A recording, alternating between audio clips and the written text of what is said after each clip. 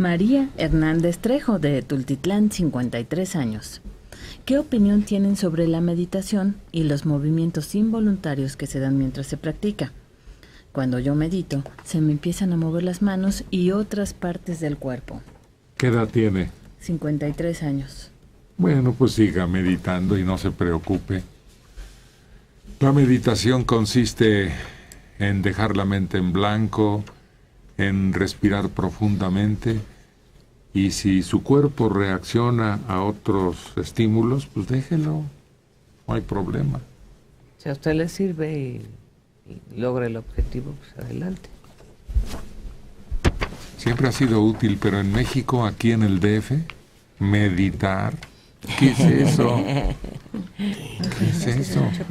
Pues ya ha desaparecido el tiempo, nos han robado el espacio mental en donde podamos poner en un ratito del día eso. Fíjate que se han multiplicado los lugares de clases de yoga y de meditación. Sí. Yo creo que precisamente para compensar ese estrés que tenemos en la ciudad, tienes que encontrar medios, formas para que puedas vivir equilibrado.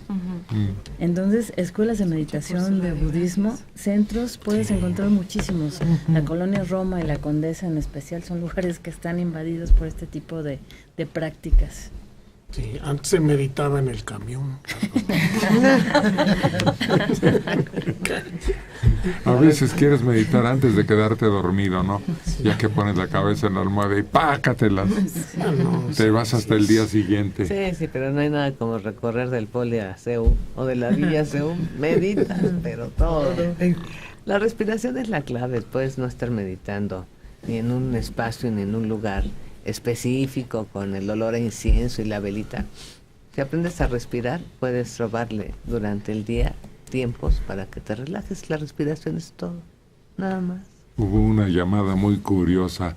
Un día de estos que estábamos hablando de fumar y nos decía una cosa muy elemental, pero que poco a poco he ido entendiendo, que él se retiró de el cigarro tomando mucho aire y luego esperando lo más que pudiera, soltarlo y luego sentir qué rico es el oxígeno.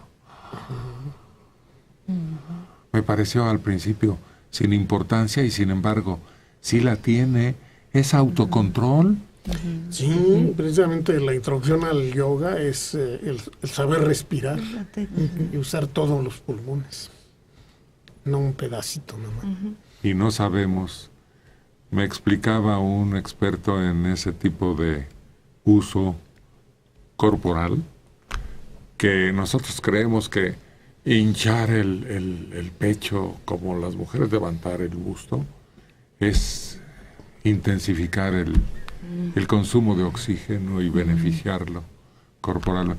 Y no, dice que al contrario, como si trajéramos un brasier y al respirar profundamente no debe moverse el brasier, sino que debe irse al fondo, casi hasta el ombligo, porque es un lugar en donde el aire no cambia, no se mueve, y generalmente hay residuos ahí de aire viciado. Así es. No solo para el yoga, para cualquier actividad, lo básico es la técnica de la respiración. En estados de ansiedad, en estados de depresión, la respiración es la clave. Y lo que tú dices, no respirar de esa manera superficial en donde no, es el diafragma lo que se tiene que expandir. ¿Es correcto? Le llaman la respiración del militar, ¿no? Porque subes y bajas el pecho y ahí realmente hasta te angustia porque no hay espacio. Entre la espalda, la panza, es todo lo que debes de llenar. Y cuando estás dormido, esa es la mejor forma de darte cuenta cómo estás respirando tranquilamente, cómo se llenan los intercostales, cómo de manera tranquila despiertas y no estás así todo sofocado. Esa se supone que debería de ser. Y también al hablar, porque empezamos a sofocarnos. A parlotear. Y se te acaba el aire en algunas frases. Y la respiración correcta viene desde abajo. Y nos hacían ver los maestros de educación física que cuando te decían inhala, lo que hacías era comprimir ciertas partes del cuerpo. O sea, en vez de llenar, vaciabas. Era una una reacción incorrecta, en vez de llegar hasta el fondo y expandir, pero desde abajo. Los bailarines, por ejemplo, para poderse sostener en ciertas posturas, tienen que respirar desde abajo, y así aguantan mucho ejercicios en los que tienen que permanecer quietos durante bastante tiempo. Es increíble el ser humano. Hay pescadores de perlas que no usan equipo y que tardan 5 minutos abajo del agua. Que dejan entrar el agua a la parte superior, a la laringe. Pero es para evitar el problema de la presión. Y ya después lo escupan. Claro, no pasa del gañote para del abajo. cogote. Los que practican buceo libre, que llegan a bajar a profundidades bárbaras, así en segundos, y luego tienen que ir subiendo porque tienen que reservar, o sea, bajan muy rápido, pero tienen que reservar para poderse regresar a la superficie.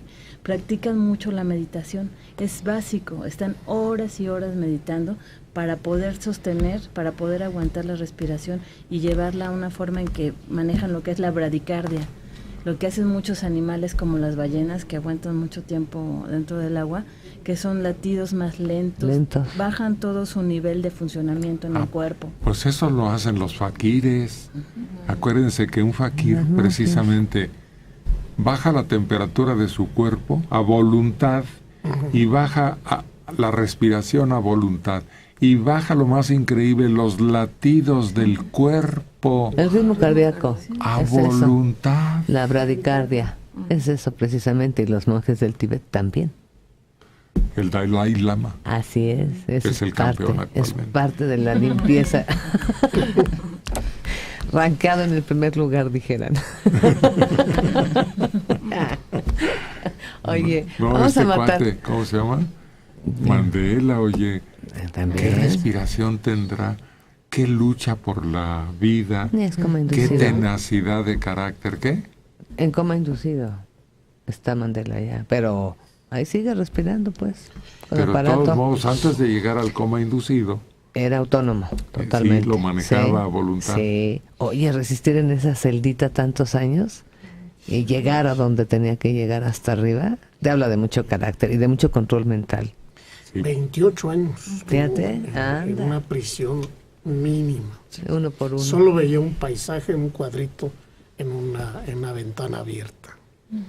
¿Cuál meditación, cuál templo de yoga budista? Ahí es donde se fortalece el espíritu. Pues creo que el fakir más admirable que hemos tenido en la historia, aparte de Mandela, porque es otra dimensión, aunque es más o menos la misma cosa, es el Mahatma Gandhi. Sí. Mahatma Gandhi, sí. Sí, también. Y no solamente lograba controlar todo lo que hemos mencionado, sino hasta el apetito. La sexualidad, que es la que... Oye, pues van a decir que yo tengo fijación, pero... No, es que no cree usted, oiga. Él era muy activo en ese aspecto y tuvo que totalmente ponerlo bajo control. Célibe. Dicen que eso estaba un poco mal manejado porque él tuvo una experiencia fea al respecto, ¿no? ¿Sexual? Sí, por estar teniendo sexo no estuvo cuando su padre murió. Entonces eso lo marcó. Ay, muchachos, con un buen terapeuta se te quita eso.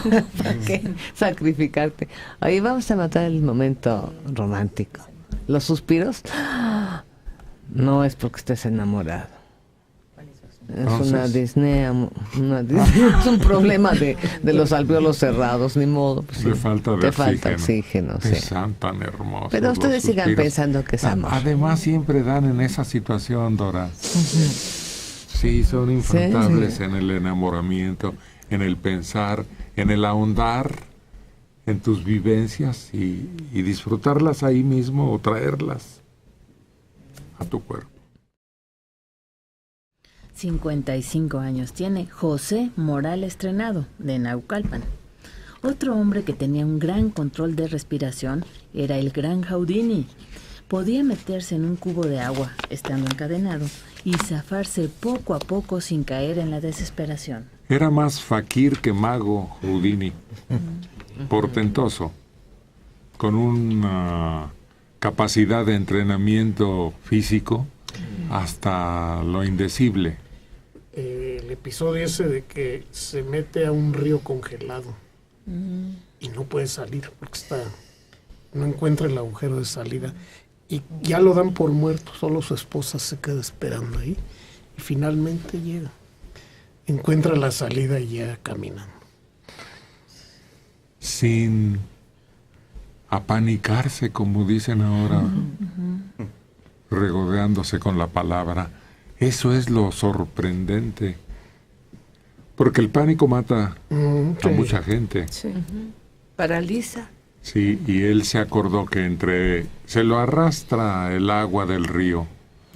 Por eso pierde el agujero por el que se mete. Estaba congelada la superficie.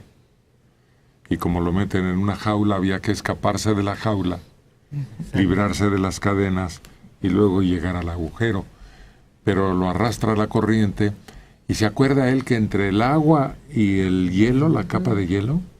Hay aire. Y estando en forma, con su nariz pegada a lo que sería la superficie del hielo, podía respirar. Y tarda mucho porque tentaleando en la oscuridad no puedes, aunque abras los ojos no puedes ver, está muy turbio todo. Y entonces no encontraba el agujero.